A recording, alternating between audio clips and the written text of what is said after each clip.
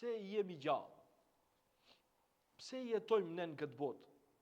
Cili është qëllimi i krijimit ton, i ekzistencës ton? Këtë qëllim neve shumë qartë na e ka tregu Allahu xhalla shanu.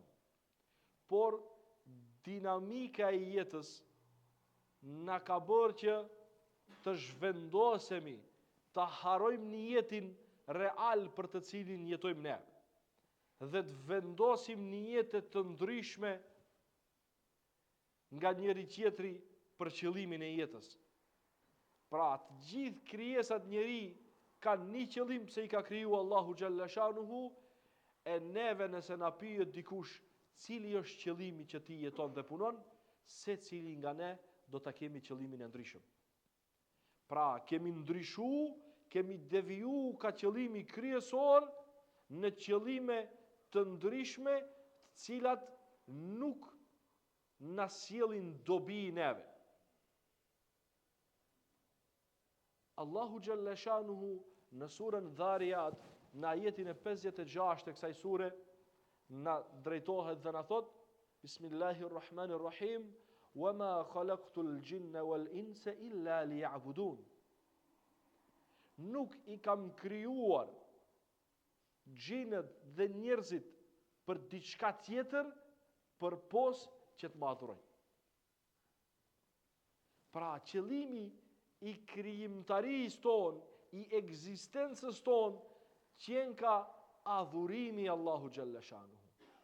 E sa prej nesh e kemi këtë në jetë? Sa prej nesh në jetën ton e kemi këtë qëllim? Se cili duhet ta pyet veten e vet. Dhe nga përgjigja që do të marrish, do të shohësh largësinë që e ke ti me një jetin tënd, edhe Allahu me një jetin se të ka kriju ti. Nëse na pyet neve, qëllimi i shumicës nga ne do të jetë çështje materiale.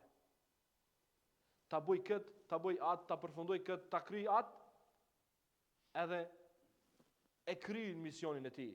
Ndërsa Allahu xhalla shanuhu thot: prej sa të lind ai, deri kur të vdes një qëllim e ka, të më adhuroj mu.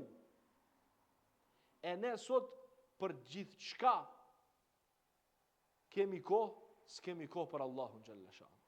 Jemi të mundshëm që të bëjmë 2 orare pune, 3 punë të bëjmë brenda ditës, e s'kemi kohë për Allahun xhalla shanuhu. Kemi lidhje të shumta me njerëz të famshëm, me njerëz të pasur, me njerëz me autoritet, se kemi lidhjen me Allahun xhalla shanuhu. Mbajmë në përgjepat tonë telefona inteligjent, u thonë shej. Smartphona, telefona të mençur, inteligjent, e ne jemi analfabet sa i përket vetes tonë dhe fesë tonë. Kujdesemi për ta rregulluar vendin ku jetojmë, shtëpinë, dhomën, e nuk kujdesemi për ta rregulluar zemrën. Kujdesemi fëmijëve t'u japim ushqimin më të mirë, veshjen më të mirë, pajisjet elektronike më të mirat, të jetë më i bukuri, më i pasur në shoqëri. Nuk kujdesemi t'ja japim edukatën më të mirë, sjelljen më të mirë, fjalët më të mira. E këtu ne e kuptojmë qëllimin pse ne ekzistojmë, pse ne punojmë, pse ne lodhemi.